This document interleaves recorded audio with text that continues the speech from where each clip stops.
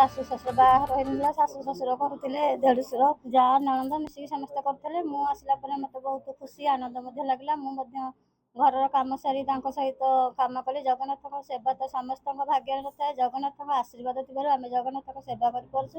ଆମକୁ ବହୁତ ଖୁସି ଆନନ୍ଦ ମଧ୍ୟ ଲାଗୁଛି। ଆମେ ପ୍ରଥମ ଏ ସୋଲ ସବୁ ସଂଗ୍ରହ କରୁ, କାର୍ତ୍ତିକ ମାସରେ ସୋଲ ସଂଗ୍ରହ କରୁ। ସୋଲ ଆସେ କାକଟପୁର, ଅସ୍ତରଙ୍ଗ, ନିମାପଡ଼ା, କଣାସ, ବାଙ୍କି ଏସବୁ ଜାଗାରୁ ସୋଲ ସଂଗ୍ରହ କରି ଆସେ।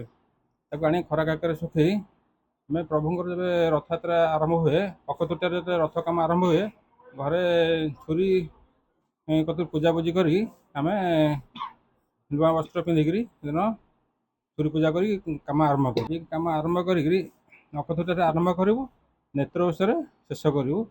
ସେଦିନ ଶେଷ କରି ସେଦିନ ନେତ୍ର ଉତ୍ସବ ଦିନ ଆମେ ନେଇକିରି ତିନି ରଥରେ ଲଗେଇକି ଆସୁ। ଇଏ କଦମ ଫୁଲ, ସେବତୀ ଫୁଲ ରଥର ଆଗ ସାମ୍ନାରେ ଲାଗେ। ଆଉ ଏସବୁ ଯେଉଁ ଟାହିଆ ଫାହିଆ ସବୁ ଇଏ ହେଉଛି ଅଲଗା ଜାଗାରେ, ସେ ଜଗନ୍ନାଥ ମନ୍ଦିରକୁ ସେ ଯାଉଛି ଆଉ। ନାଇଁ, ମନ୍ଦିର ପ୍ରଶାସନ ତରଫରୁ କିଛି କେହି 5 ପଇସା କେହି ଦେଉନାହାନ୍ତି, ସବୁ ନିଜ ହାତରୁ ଖର୍ଚ୍ଚ। ଏ ଦାତାମାନେ କେହି ସାହାଯ୍ୟ କିଛି କରୁଛନ୍ତି ଅଳ୍ପ କିଛି, ଆଉ ନିଜ ହାତରୁ ସବୁ ଖର୍ଚ୍ଚ କରିକି ନିଜେ ତିଆରି କରି ନିଜେ ନେଇକି ତିନି ରଥରେ ଲଗାଉଛୁ ପ୍ରଶାସନକୁ ଜଣେଇକିରି ଆଉ। ଯେ କିଣାଠୁ ଆରମ୍ଭଠୁ ଶେଷ ପର୍ଯ୍ୟନ୍ତ ତାହେଲେ ଟଙ୍କା ଆମର 40-50 ହଜାର ପାଖରେ ଖର୍ଚ୍ଚ ହେଇଯାଉଛି। ପ୍ରତିବର୍ଷ 50,000 ଟଙ୍କା ଆମେ ଠାକୁରଙ୍କ ପାଇଁ ସମର୍ପିତ କରୁଛନ୍ତି ଜଗନ୍ନାଥଙ୍କ ପାଇଁ, ପୁରା ପରିବାର ଇଏ କରୁ, କେତେ ଆନନ୍ଦ ଅନୁଭବ? ଆନନ୍ଦ ବହୁତ ଖୁସି ଲାଗୁଛି, ବହୁତ ଆନନ୍ଦ ଲାଗୁଛି। ଏମିତି ପ୍ରଭୁଙ୍କର ବରାଦ ଥିଲେ, ଆଶୀର୍ବାଦ ଥିଲେ ଏଇ କାମ ତାଙ୍କୁ ମିଳେ। ଆତ୍ମାରୁ ମାନେ ନିଜ ଆତ୍ମାରୁ ଯେଉଁଭଳି ଠାକୁରଙ୍କ ପ୍ରତି ବିଶ୍ୱାସ ଆସିଛି। ମାନେ ପ୍ରଥମେ ଯାଇଥିଲୁ 99 ମସିହାରୁ ଯାଇଥିଲୁ ରଥଯାତ୍ରା ଦେଖିବା ପାଇଁକା, ଦେଖିଲା କିଛି ସେଥିରେ ରଥରେ କିଛି ଫୁଲ ଲାଗେନି।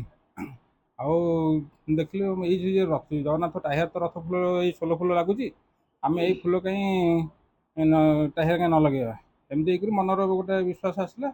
ବିଶ୍ୱାସ ଆସିକିରି ସେଇ ଦିନ ଠାରୁ ପ୍ରଭୁଙ୍କ ଇଏରୁ ଗଲେ ନାହିଁ, ଆମର ଧବଳେଶ୍ୱରରେ ମଧ୍ୟ ଧବଳେଶ୍ୱର ଦୋଳରେ ଲାଗେ ପ୍ରଥମରୁ। ଏଇ ଜିନିଷ ଆମେ ଇଏ କରିବା ଆଉ। ଏ ପ୍ରଥମେ ଆମେ ଯେତେବେଳେ ପୁରୀ ଜଗନ୍ନାଥଙ୍କୁ ଦର୍ଶନ କରିବାକୁ ଯାଇଥିଲୁ, ସେ ସମୟରେ 3 ରଥ ଖାଲି ପଡ଼ିଥିଲା। ତେଣୁ ସେହି ସମୟରେ ଈଶ୍ୱରଙ୍କର ଆଶୀର୍ବାଦ ଯୋଗୁଁ, ପ୍ରଭୁ ଜଗନ୍ନାଥ, ବଳଭଦ୍ର, ସୁଭଦ୍ରାଙ୍କର ଆଶୀର୍ବାଦ ଯୋଗୁଁ ଆମେ 3 ରଥ ଦେଖିବା ପାଇଁ ଯାଇଥିଲୁ ପୁରୀ। ତେଣୁ 3 ରଥ ଖାଲି ପଡ଼ିଥିଲା। ଯେହେତୁ ଆମେ ଗୋଟେ ସୋଲ ଫୁଲ କାରିଗର, ସେ ରଥ ଖାଲି ପଡ଼ିଥିବା ଦେଖି ଆମ ମନରେ ଗୋଟେ ବିଶ୍ୱାସ ଆସିଲା ଯେ ପ୍ରଭୁ ଜଗନ୍ନାଥଙ୍କର ସେବାରେ କିପରି ଏ ସୋଲ ଫୁଲ ଲାଗିବ। ତେଣୁ ସେଇ ଦିନଠାରୁ ଆଜି ପର୍ଯ୍ୟନ୍ତ ଦୀର୍ଘ 26 ବର୍ଷ ହେଲା, 2000 ମସିହାରୁ 2026 ମସିହା ଆଜି ପର୍ଯ୍ୟନ୍ତ ଆମେ ଏଇ ସୋଲ ଫୁଲ ନେଇ ପ୍ରଥମେ ମନ୍ଦିର ପ୍ରଶାସନଙ୍କୁ ଜଣାଇଲୁ। ମନ୍ଦିର ପ୍ରଶାସନ ଆମକୁ ଏ ଫୁଲ ନେଇକରି ଯାଇଥିଲେ। ଏ ଫୁଲ ଦେଖିଲା ପରେ ବହୁତ ଖୁସି ହେଇଗଲେ, କହିଲେ ଏ ଫୁଲ ବହୁତ ଭଲ ହେଇଛି ଏବଂ ତୁମେ 3 ରଥରେ ଏଇ ସୋଲ ଫୁଲ ଲଗେଇବ। ତ ତେଣୁ 2004 ମସିହାରୁ ଆମର ଏଇ ସୋଲ ଫୁଲ 3 ରଥରେ ଆମେ ଲଗେଇ ଆସିଅଛୁ। ଆଜ୍ଞା, ଆମର ଯେଉଁ ସୋଲ ଯେଉଁ ଆସୁଛି ଆମର ନିମାପଡ଼ା, କାକଟପୁର, ଡେଲାଙ୍ଗ ଏଇ ଜାଗାମାନଙ୍କୁ ଆମେ ପ୍ରସ୍ତୁତ କରୁଛୁ। ଆସିକି ତାକୁ ଆମର କାର୍ତ୍ତିକ ମାସରେ ତାକୁ ଆଣିକି ତାକୁ ଶୁଖାଶୁଖି କରି ରଖିକି ନେତ୍ରୋତ୍ସବ ଦିନ କାର୍ତ୍ତିକ ମାସଠୁ ଆଣିକି କଟାକଟି କରି ତାକୁ ଶୁଖେଇକି କାମ ଆମର ଅକ୍ଷୟ ତୃତୀୟାକୁ ଆରମ୍ଭ ହୁଏ।